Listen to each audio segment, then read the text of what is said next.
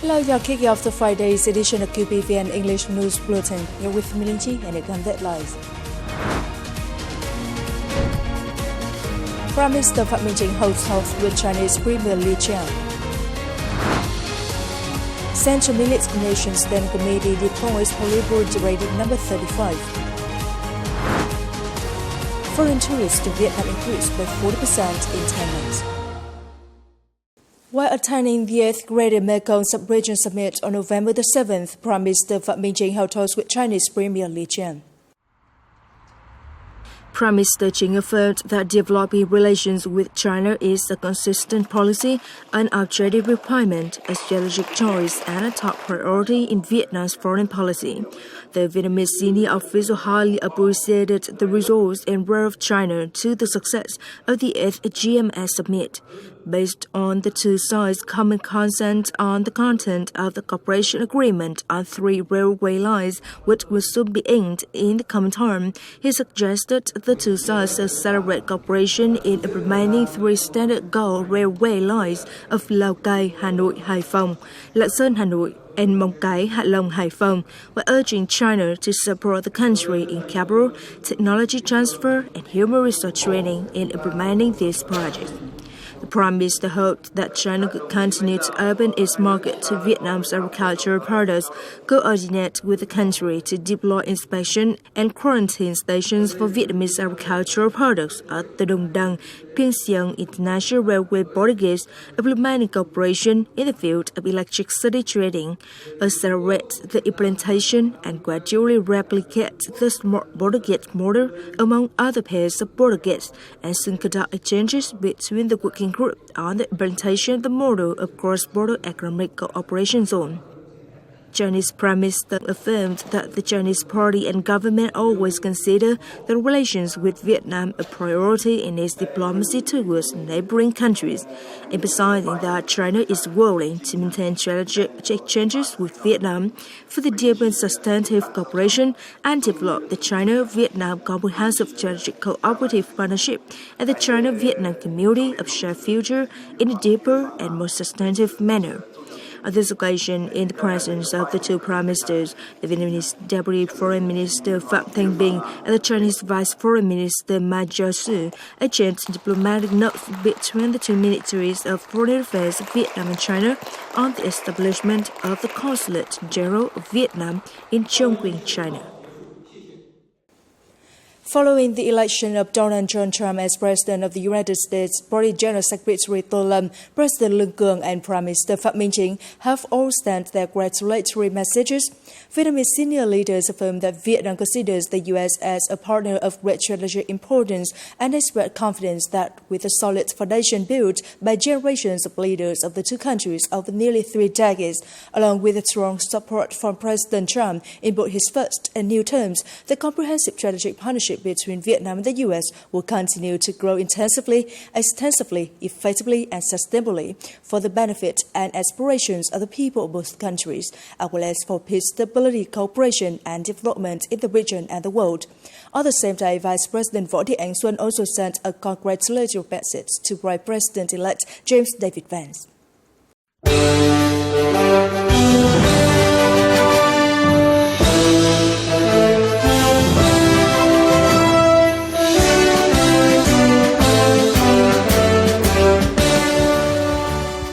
On November the 7th, General Phan Văn Giang, Minister of National Defense, chaired the conference to disseminate and deploy Directive 35 of the Politburo and the Standing Board of the Central Military Commission on Party Congresses at all levels in the military towards the 14th National Party Congress.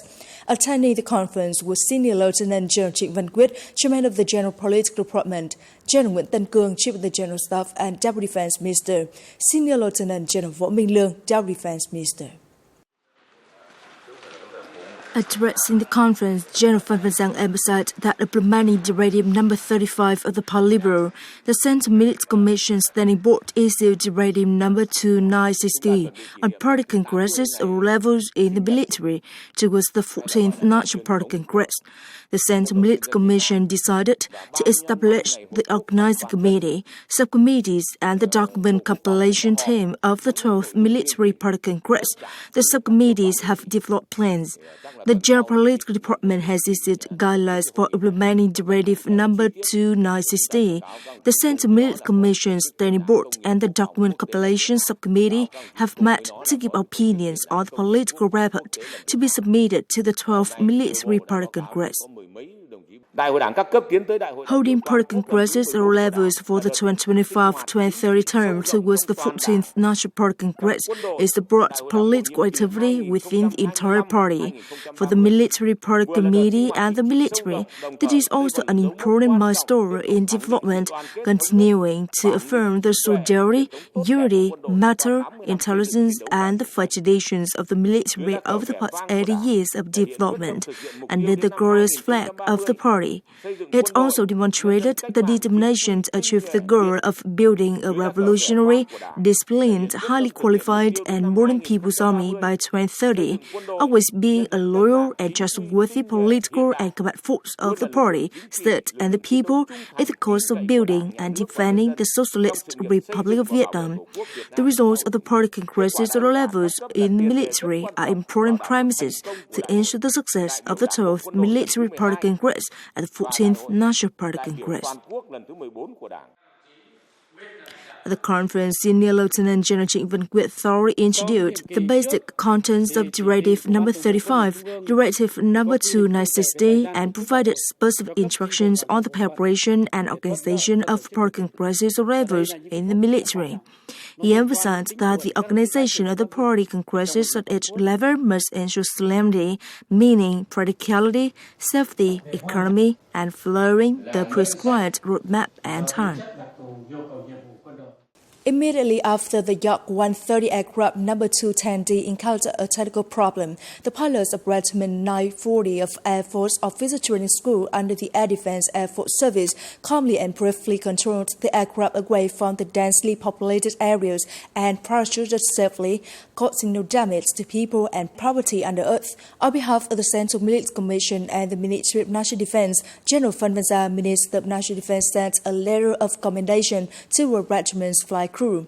In the letter, he praised the leaders and commanders of functional agencies or levels in the Air Defense Air Force Service for directing and organizing closely training and combat readiness talks, commending the Air Force Officer Training School, Regiment 940, and the flight crew for being well prepared, organizing and commanding the training flight, promptly and flexibly handling situations. He commended Colonel Nguyễn Văn Sơn and Senior Lieutenant Colonel Nguyễn Hồng Quân for their extensive training experience, bravery, and determination for remaining calm, confident, not afraid of sacrifice, and promptly handling unforeseen situations in the air. This demonstrated the training level, combat readiness of the Air Defense Air Force Service, and the responsibility for the people and the fatherland of revolutionary soldiers in the new era.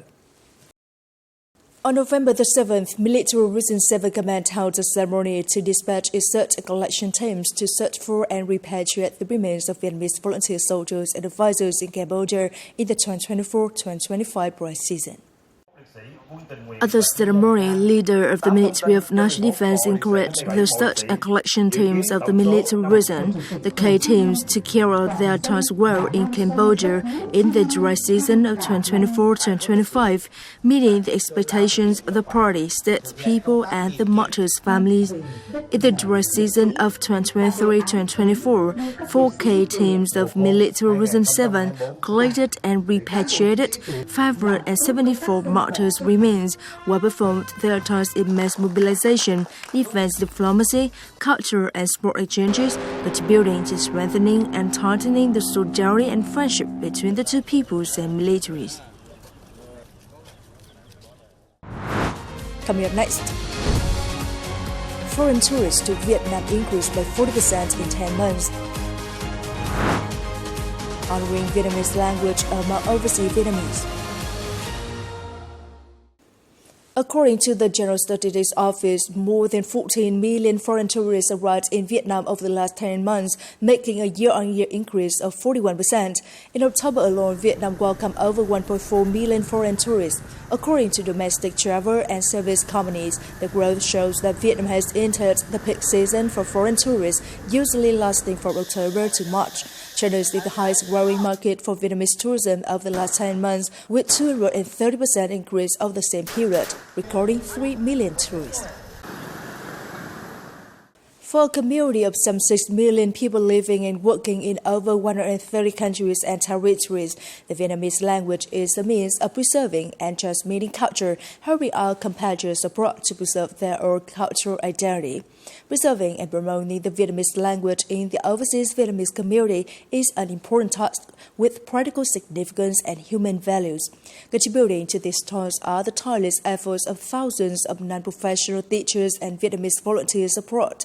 They have been and are contributing to spreading the Vietnamese language to the second and third generations of Vietnamese people born and raised abroad, and to foreigners who love this language.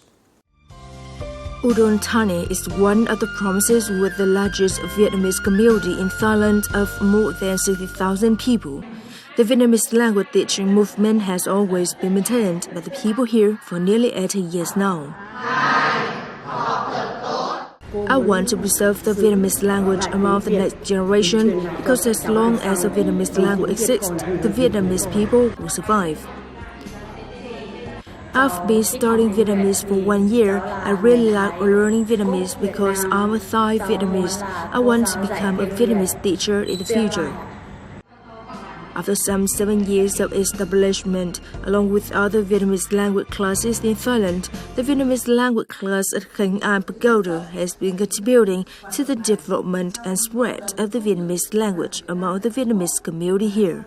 Under the sponsorship of the Vietnamese Embassy in the Republic of Korea, the Association of Vietnamese Communities in Korea has maintained the Loving Vietnamese language classes for Vietnamese Korean multicultural families in Hua City, Gyeonggi Province for many years. So far, the model has developed on an increasingly large scale, not only for children and relatives of Vietnamese Korean families, but also international students in the locality. These activities not only help preserve Vietnamese culture in the Vietnamese community, but also spread strongly to the Korean community, creating understanding and mutual respect between the two countries.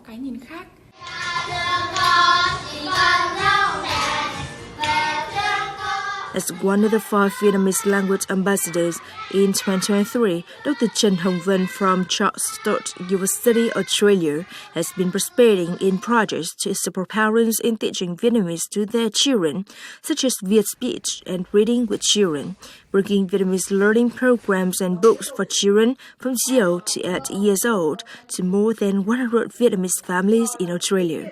According to Vân, to maintain the Vietnamese language in the next generation, parents must spend time talking and have a positive attitude in teaching Vietnamese to their children from birth.